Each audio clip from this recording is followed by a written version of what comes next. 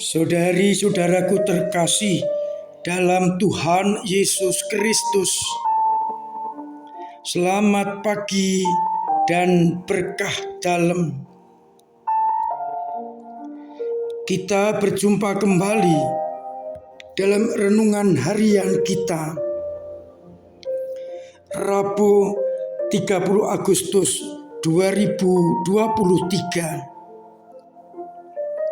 Seperti biasa, permenungan kita dasarkan pada bacaan-bacaan Ekaristi hari ini.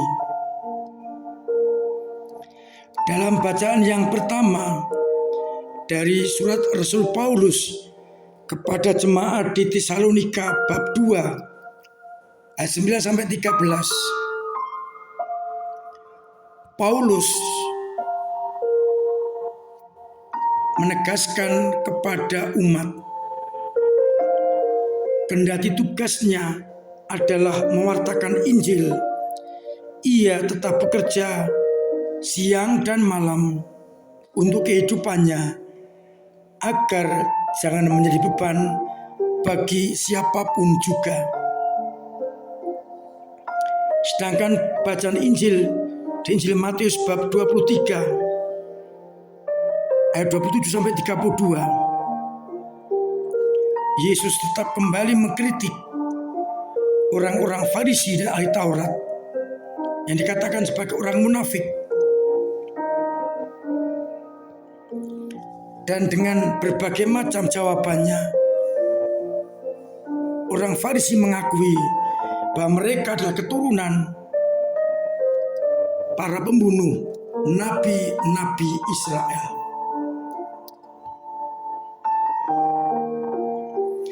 Saudari-saudaraku terkasih dalam Kristus,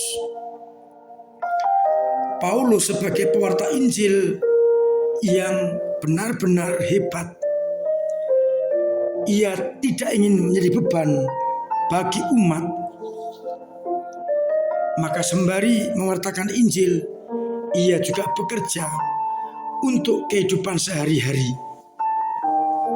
agar tidak menjadi beban bagi umat.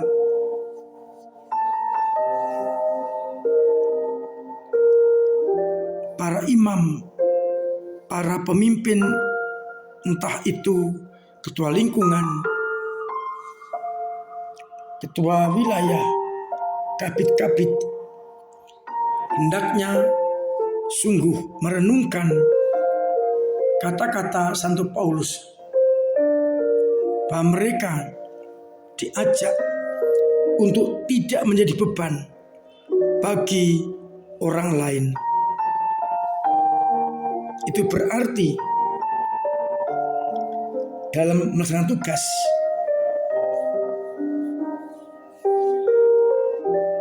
tidak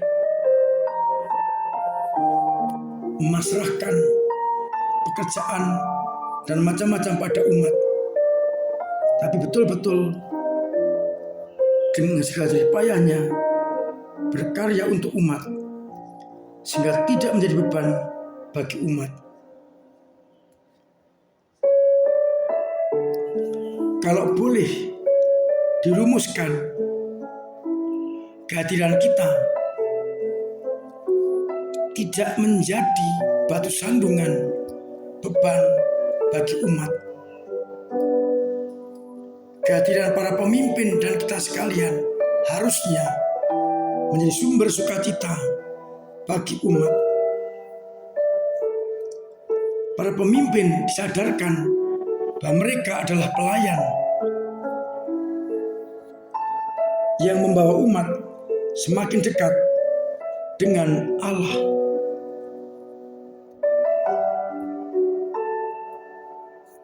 Dalam praktek seringkali kita lihat para pemimpin merasa hebat sehingga tidak melayani, tapi minta dilayani dan menjadi beban bagi umat. Maka saya mengajak kita semua untuk melepaskan diri dari sikap, sifat membebani umat dengan sikap yang sungguh meringankan umat. Paulus memberikan contoh dalam karya perutusan. Ia memberikan diri bekerja agar tidak menjadi beban bagi umat Allah. Maka kepada para penanggung jawab, saya mengingatkan Anda dan saya mempunyai tugas untuk mewartakan Injil. Namun jangan sampai umat terbebani dengan kehadiran kita. Kalau saya menyimpulkan, janganlah kita neko-neko, minta ini minta itu, minta jalan ini jalan itu. Kita harus justru berani untuk mewartakan Kristus dengan kerja kita sendiri. Dengan segala daya upaya kita, agar akhirnya umat tidak terbebani.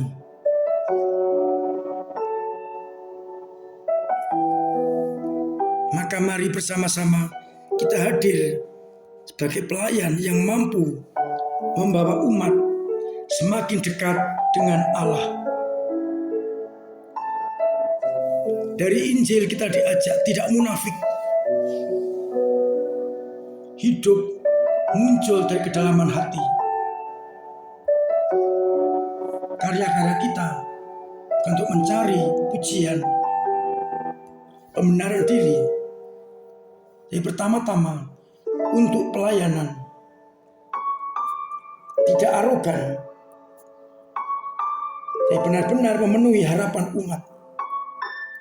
Sehingga akhirnya kita semakin mampu untuk hidup seperti kehendak Allah. Kecenderungan pemimpin-pemimpin kita mencari pujian,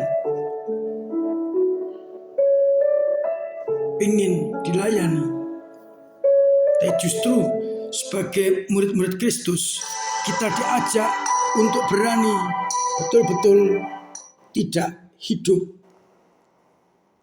mencari kehendak Allah, tapi kita hidup sesuai dengan pelayanan kita yang diberikan oleh Tuhan kepada Allah. Kita hidup bertindak jujur apa adanya, tidak munafik, tidak mencari pujian, agar kita seperti Yesus bertindak apa adanya. Kalau benar kita katakan benar, kalau salah kita katakan salah, agar umat bisa memperbaiki diri masing-masing. Semoga dengan demikian akhirnya banyak orang sungguh terbantu untuk bisa masuk dalam kerajaan surga. Maka dua hal yang akan kita renungkan hari ini, yakni jangan sampai kita mempersulit umat, menjadi beban bagi umat. Tapi justru sebaiknya kita membantu umat semakin dekat dengan Allah. Yang kedua, agar kita bertindak polos dari dalam hati dan bukan munafik, mencari ketenaran pribadi, agar akhirnya kita sungguh-sungguh mampu menjadi anak-anak Allah. Hidup murni, hidup apa adanya, dan kita semakin menyerupai Kristus.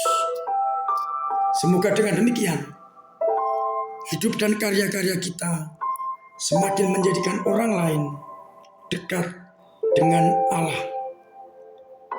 Tuhan memberkati kita sekalian. Amin.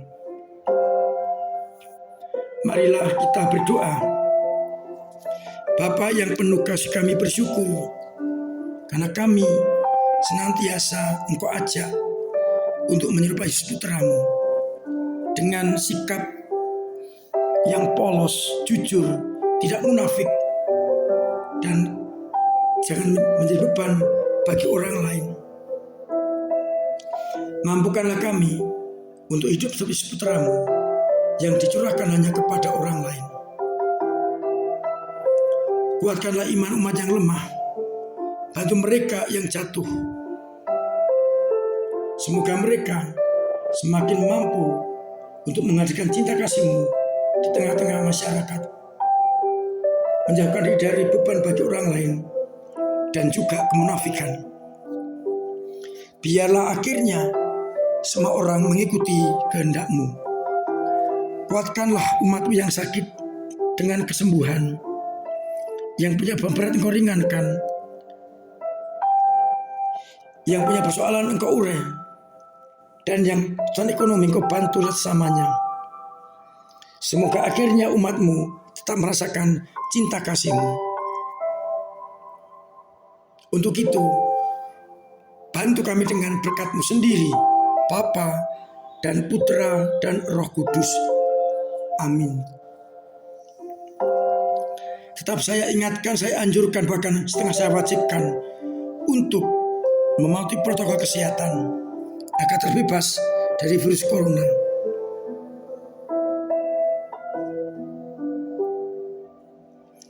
Saya masih mengundang umat tanggal 3 besok untuk ambil bagian dalam berbagai lomba menyambut ulang tahun paroki kita.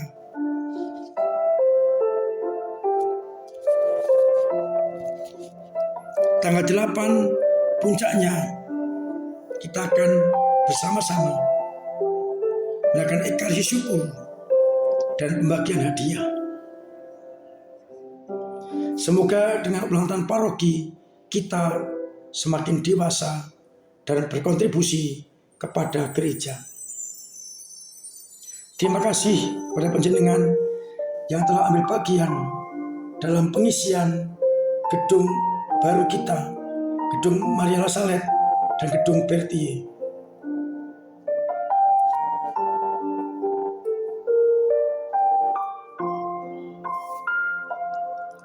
Semoga dengan perasaan panjenengan semuanya akan segera dapat dipakai dengan nyaman. Terima kasih yang telah menyumbang, mengisi, sehingga semakin dekat harapan kita. Mari kita bangkit untuk meninggalkan sikap ego-ego kita yang cenderung suka dan tidak suka. Mari kita semua bangun untuk kemajuan paroki kita.